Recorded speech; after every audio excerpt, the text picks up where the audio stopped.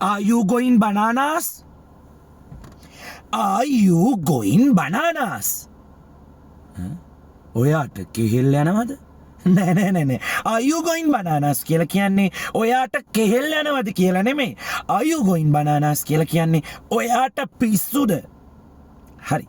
ගිහින් අහන්න යාළුවෙක්ගෙන් මෙන්න මෙහෙම. Hey bro, are you going bananas? Hey sisi, are you going bananas? Hey dear, are you going bananas? බලන්න එයාලා දෙන උත්තර මොනවද කියලා. හැබැයි are you going grapes? Are you going apples? එහෙම අහන්නේ.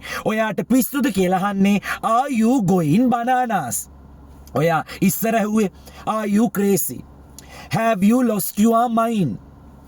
Have you gone mad? මෙන්න මේ වගේ ඔයාට පිස්සුද කියලා අහන්න පුළුවන් ලස්සන වාක්‍යයක් තමයි are you going bananas කියලා කියන්නේ. දැන් ඔයා මගෙන් අහන්න. Sir, are you going bananas? තව එක පාරක් අහන්න. Sir, are you going bananas? හරි.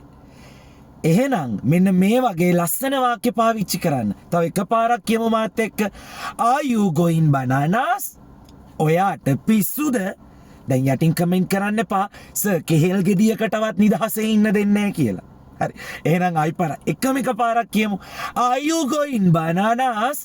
ඔයාට පිස්සුද?